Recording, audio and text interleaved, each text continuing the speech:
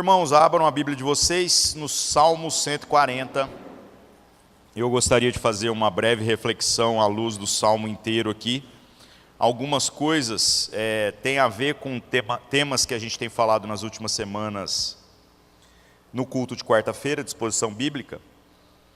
E a ideia é a gente pensar acerca de como é um desafio da nossa vida nós revermos os nossos planos, os nossos propósitos, o saber de onde nós estamos vindo e para onde nós estamos indo. Nós falamos muito sobre isso recentemente, né? Eu tenho batido muito aqui, principalmente no domingo à noite, apertando as pessoas na seguinte reflexão: de onde Cristo te tirou? Eu falo muito sobre isso porque as pessoas hoje estão fazendo parte da igreja por adesão.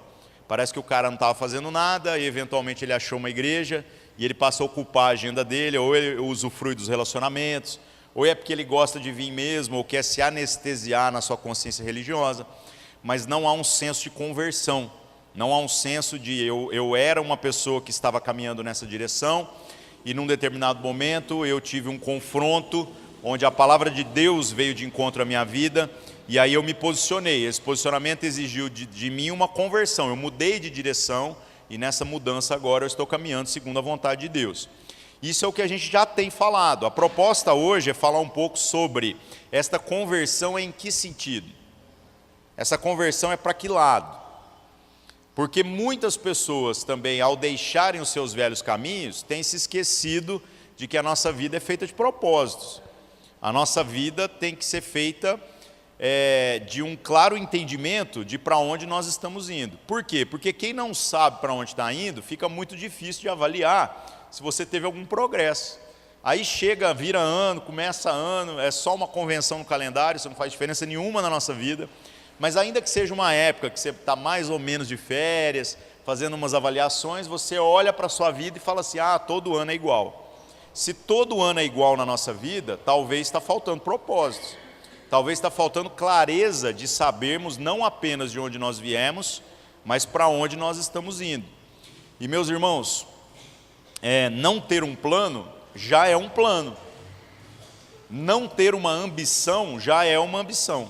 E eu nem estou falando apenas das coisas da vida, do dinheiro, da família, dos negócios, eu estou falando também da jornada com Deus. Muita gente vira ano, passa ano, e você vai conversar com elas, elas parecem que não cresceram em fé, não foi acrescentado na sua jornada absolutamente nada. Parece que o cara ainda enxerga a vida pela mesma ótica.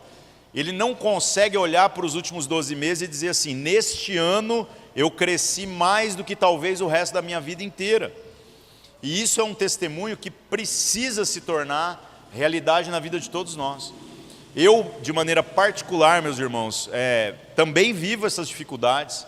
E neste ano, em particular, como eu tenho sido grato a Deus por muitas coisas que o Senhor tem me dado o privilégio de entender, sabe? Não é apenas o conhecimento, mas é sobre como aquilo que a gente estudou, aquilo que a gente discerniu junto, que nós vivemos, como isso agora toma uma forma e na minha vida agora me dá um novo direcionamento, me faz pensar assim: no próximo ano, apesar de todas as dificuldades, de todas as decepções, de toda a falta de recursos, no próximo ano eu vou fazer melhor, eu vou fazer mais, à luz daquilo que é a vontade de Deus para a minha vida. Então, neste último ano, de maneira particular, eu confesso para vocês que houve coisas que eu tive o privilégio de aprender, que talvez nos últimos 20 e poucos anos de caminhada com Cristo eu não havia entendido. E isso é muito gostoso, né? Isso gera uma crise, porque você olha e fala assim: será que eu era burro porque eu não entendia isso, que agora parece tão óbvio? Mas de crise em crise, de fé em fé, nós vamos progredindo. A pergunta que fica é a seguinte: qual é a nossa ambição no que se refere a este crescimento das coisas de Deus?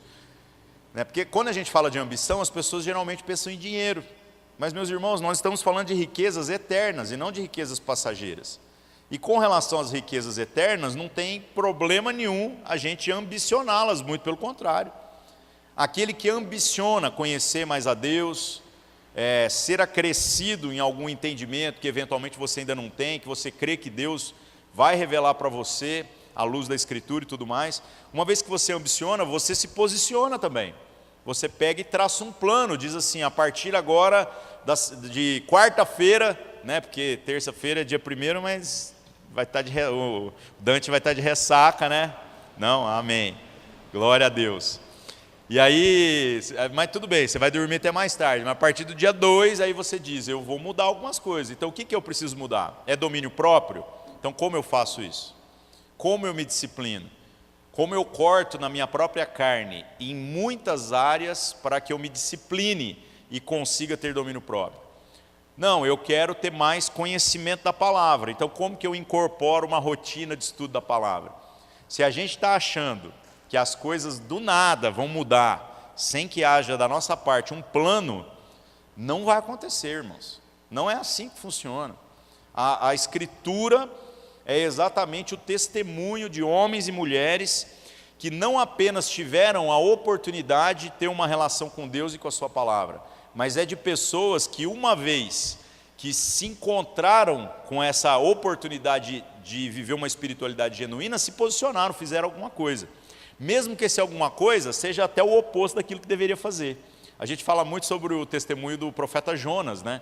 O profeta Jonas é profeta. É muito engraçado porque ele é um homem de coração ruim, de coração duro, mas para você ver como às vezes se posicionar, mesmo que não seja o posicionamento adequado, é melhor do que permanecer do jeito que está.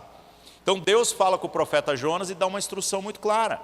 Vá lá e comunique para esse povo, né, que eu vou trazer juízo sobre eles. Agora Jonas, que conhece o coração de Deus, pensa assim, Deus está mandando eu falar esse negócio, mas Deus é misericordioso. Eu tenho certeza que se esse povo se arrepender, Deus vai perdoar o pecado desse povo. E o que Jonas faz? Se posiciona. Como que é o posicionamento dele? É melhor do que às vezes não fazer nada. Ele foge. E fugindo de Deus, ele teve uma experiência extraordinária, mas é melhor do que permanecer como estava.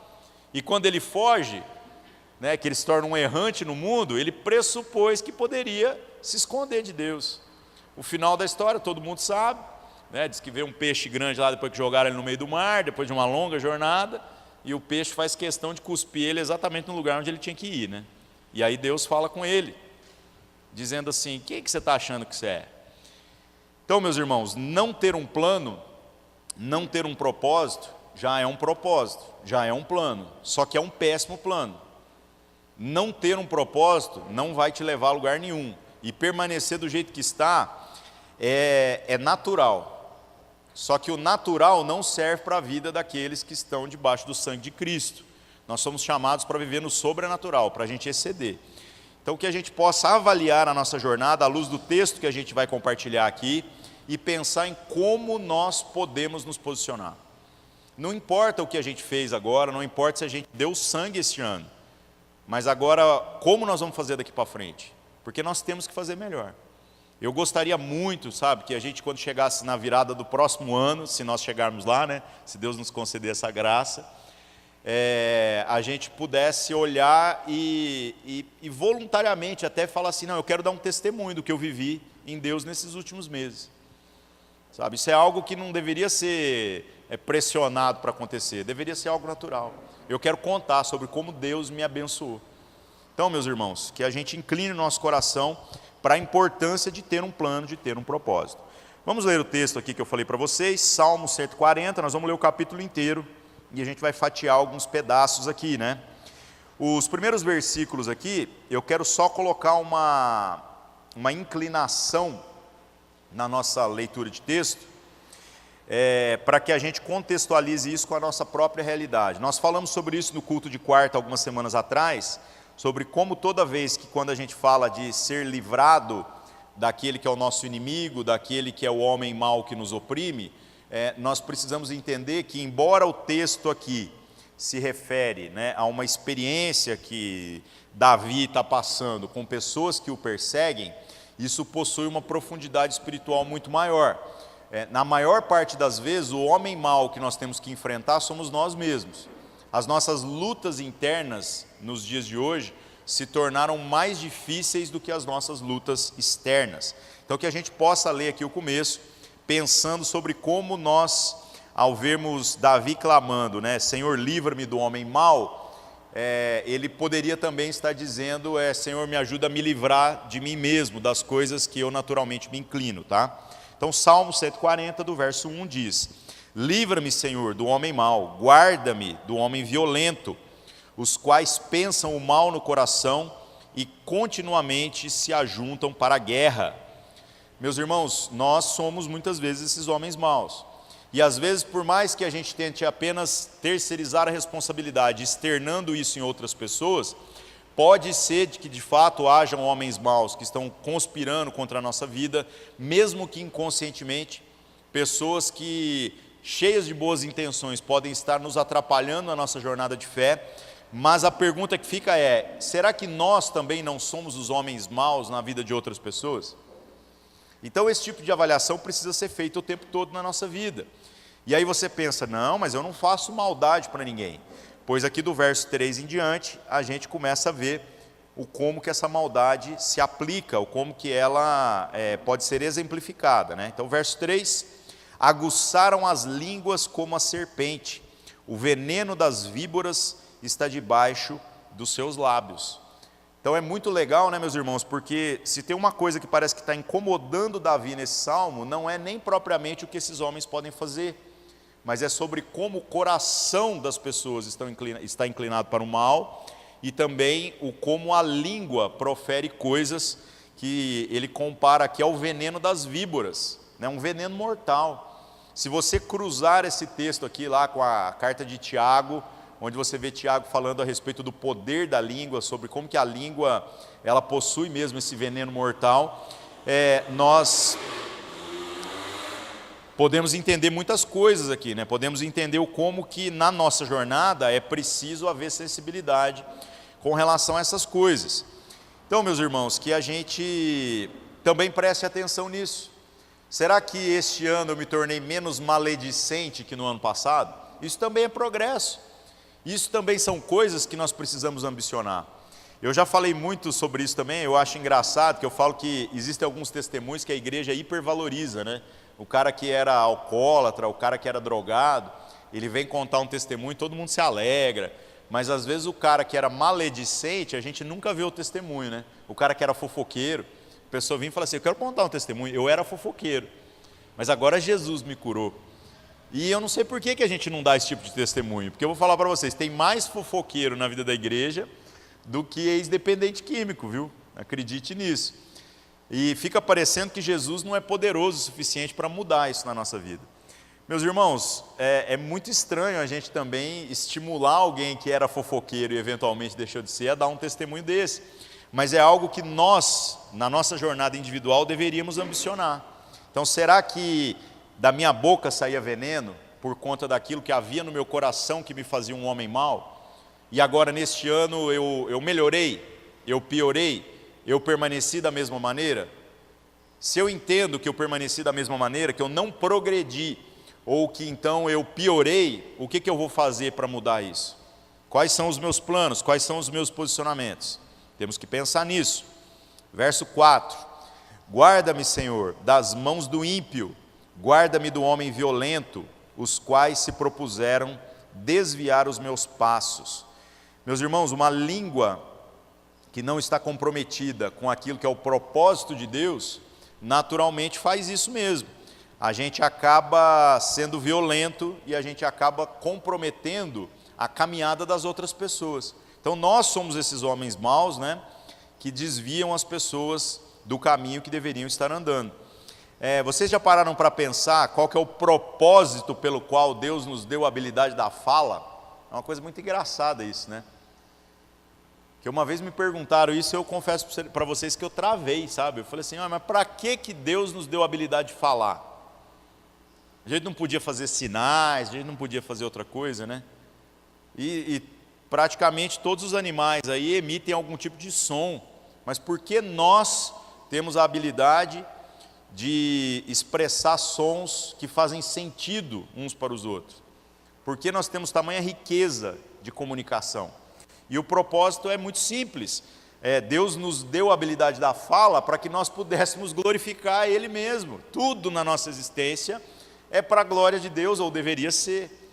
Então, por este conceito, nós temos que pensar na nossa língua dentro da seguinte ótica: eu deixei de ser maledicente, já estou progredindo, mas o quanto eu me tornei uma pessoa que verdadeiramente abençoa, e abençoar é proferir aquilo que é bênção, aquilo que é a vontade de Deus, a palavra de Deus e tudo mais. Porque às vezes nós nos tornamos apenas omissos. Tem muita gente falando mal, e a gente, quando está no meio de um povo de lábios impuros, o que a gente tem feito? A gente se cala, a gente escuta, mas fica de boa. E esse não é o chamado do cristão. O chamado do cristão é fazer com que as rodas dos escarnecedores se tornem verdadeiros pontos de pregação. Não é para a gente não se assentar na roda dos escarnecedores, como diz o outro salmo lá, né, o Salmo 1, na perspectiva de que esse povo é um povo que não tem conserto, mas na perspectiva de que quando nós estamos juntos, para cada palavra ruim que alguém venha proferir, da nossa boca saiam palavras de bênção. Nós vemos isso no próprio testemunho de Jesus. Jesus é um cara que senta com pecadores, que senta com cobradores de impostos, que senta com prostitutas, e mesmo ele reunido com essas pessoas, que são totalmente desqualificados pelas suas práticas, pelos seus costumes, pela sua cultura, Jesus transforma aquele lugar num ambiente de comunhão, porque da boca de Jesus não sai absolutamente nada que não edifique. A pergunta que fica é: e na nossa boca, meus irmãos? E nos nossos lábios? Há edificação, há intencionalidade com relação a isso ou não?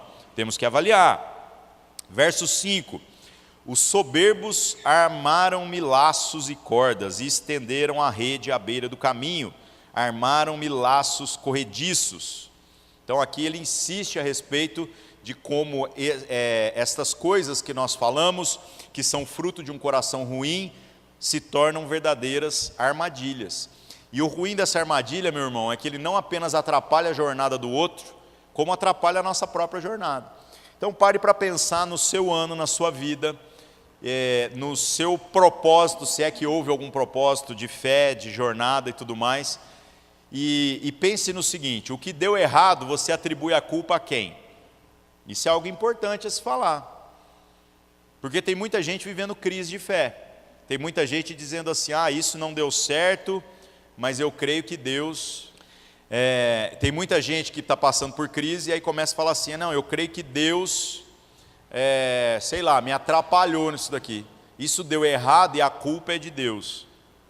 Ué, meus irmãos, beleza, ainda que a culpa seja de Deus, porque tem coisas que estão na mão de Deus mesmo, né?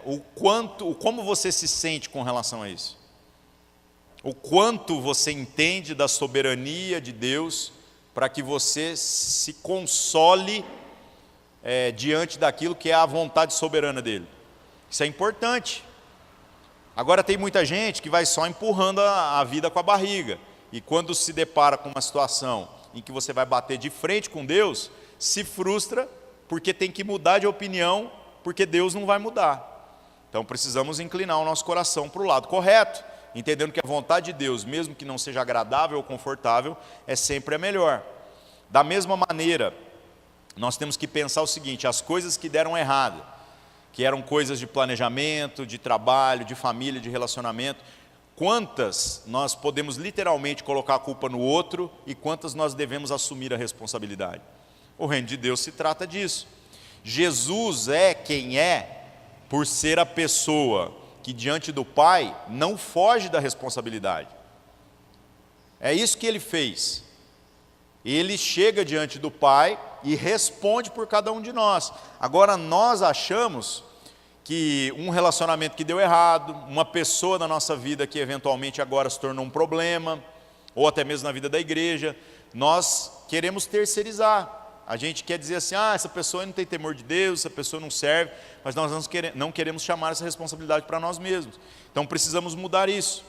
Nós estamos caindo em armadilhas, irmãos, que nós mesmos construímos. Então como vamos mudar isso? Essa é a grande pergunta. Verso 6: eu disse ao Senhor: tu és o meu Deus, ouve a voz das minhas súplicas, ó Senhor. Senhor Deus, fortaleza da minha salvação, tu cobriste a minha cabeça no dia da batalha. Então aqui Davi louva a Deus, ele exalta a Deus, dizendo que de fato ele pertence ao Senhor, que o Senhor ouve as suas orações, e que o Senhor o protege, mesmo nas situações de batalha, as situações mais difíceis.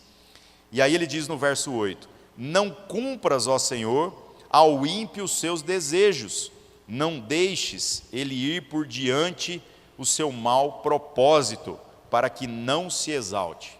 Meus irmãos, aqui chega num ponto crítico desse texto, porque muitos de nós podem não estar vivendo no automático, podem ter traçado eventuais propósitos, que aqui não apenas se tratem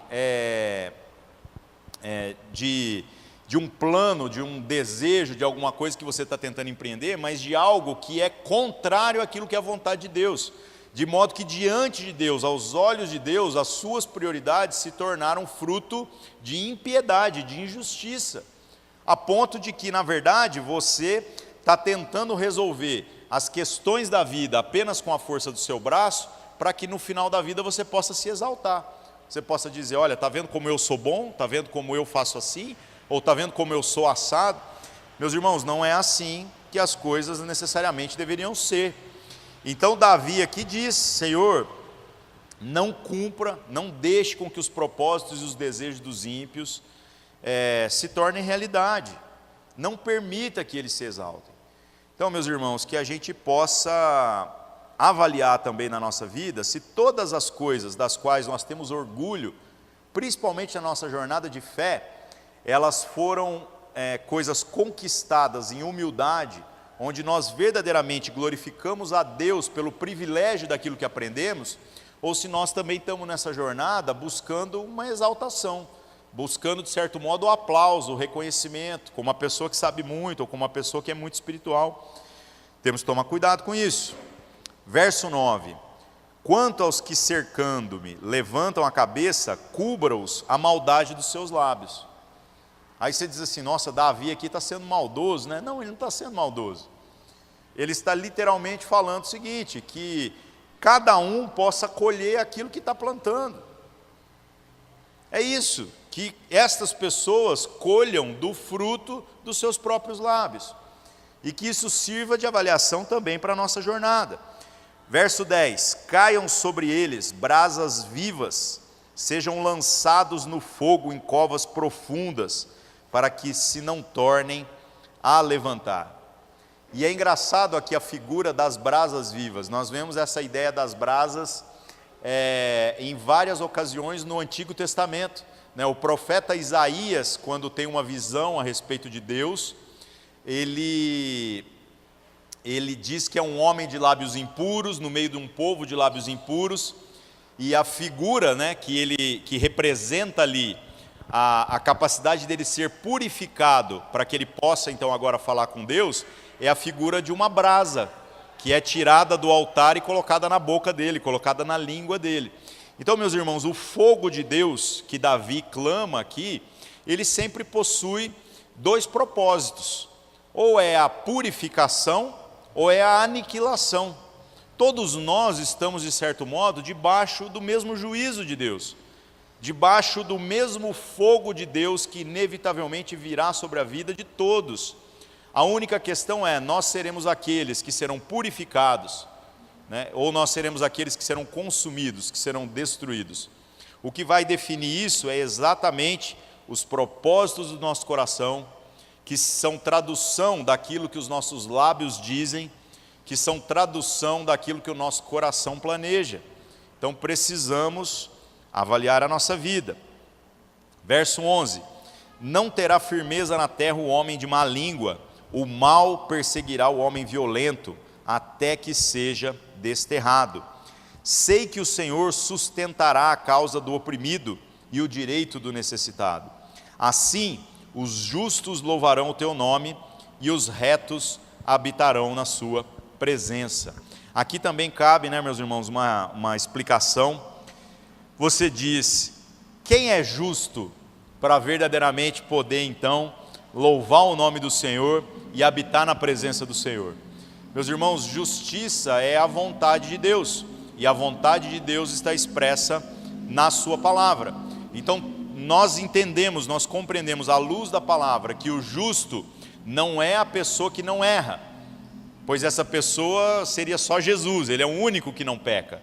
Todos nós somos passíveis de pecar, mas essa justiça se manifesta na vida de cada um de nós, quando nós agora nos esforçamos para viver da mesma maneira que Jesus viveu. E se nós pecarmos, não há problema, pois o sangue de Jesus nos purifica de todo pecado. Nós nos arrependemos, nós voltamos atrás, realinhamos os nossos propósitos com os propósitos do Senhor e assim permanecemos na caminhada. O processo de santificação continua. O que acontece então, meus irmãos, é que o justo é aquele que busca a prática da justiça, e a justiça é a palavra de Deus. Por isso que um propósito de vida que não visa conhecer mais da palavra de Deus, mais da vontade de Deus, e aplicar isso na prática, na sua jornada, isso não é então um bom propósito.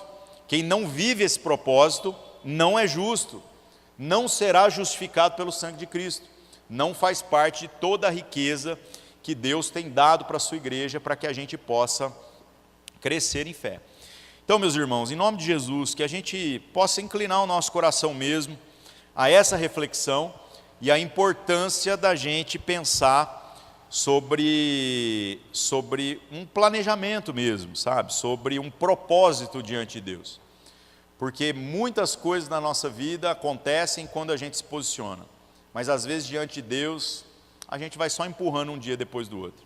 Então que a gente ore nesse momento, coloque a nossa vida diante de Deus, possamos agradecer a Deus pelo ano que nós tivemos e possamos clamar também para que Deus nos dê uma vida cheia de propósitos, cheia de direcionamentos. Amém? Vamos orar, irmãos. Senhor nosso Deus, em nome de Cristo Jesus, mais uma vez colocamos a nossa vida diante do Senhor, agradecendo por todos os propósitos do Senhor que têm se cumprido na nossa jornada. Obrigado, Senhor, porque os seus propósitos, os seus desígnios não se frustram acerca de nós. Apesar de nós, apesar dos nossos pecados, da dureza do nosso coração, o Senhor começou uma boa obra e vai terminar. O Senhor nos tirou das mais densas trevas e nos levará à sua presença, apesar de nós, Senhor. Pai, nós não queremos viver essa experiência apenas de maneira passiva, mas assim como o teu filho Jesus testemunhou um caminho de responsabilidade, de hombridade mesmo, de dizer: Pai, eis-me aqui, eu quero ser responsável pelos meus irmãos, eu quero ser responsável por ser a encarnação, o cumprimento da sua vontade, que o Senhor também nos dê o mesmo coração, que possamos avaliar todo esse ano, toda a nossa jornada, avaliar tudo aquilo que nós desejamos, os nossos planos e os nossos sonhos, ver o que se cumpriu, o que não se cumpriu, e ver o que verdadeiramente estava alinhado com o desejo do Senhor para nós, ou não, para que o Senhor trabalhe nesse momento na nossa vida, e nos dê clareza de propósitos, clareza de sonhos, de ambições verdadeiramente santas, para que nós possamos daqui em diante, começando hoje já, que a gente não tenha que esperar apenas uma mudança de calendário, que a gente possa começar com uma mudança de postura, que nós possamos ambicionar as coisas que são o desejo do Senhor para nós, e então traduzir isso em ações práticas, ações que louvem o teu nome, ações que glorifiquem o Senhor, ações que nos façam sair desse marasmo, dessa jornada medíocre, e nos levem a uma experiência verdadeiramente transformadora. Perdoa-nos, Senhor, por todas as oportunidades em que deveríamos ter testemunhado acerca das riquezas e da grandeza do Senhor, da misericórdia, da sua bondade na nossa própria vida, mas a nossa mediocridade, a nossa falta de propósito acabou fazendo com que a gente não fosse uma boa referência. Perdoa-nos, Senhor, e nos dá a possibilidade de fazermos melhor, de fazermos enquanto ainda há fôlego em cada um de nós, de maneira mais excelente. Em nome de Jesus, Pai, oramos para que o Senhor abençoe aí a nossa virada de ano, cada um onde for passar, com a família, com os amigos, e que nós possamos, neste ano já que está começando, verdadeiramente sermos mais disciplinados, verdadeiramente buscarmos com mais empenho aquilo que vai poder transformar a nossa vida em uma vida extraordinária, Pai. Em nome de Jesus, oramos e agradecemos. Amém.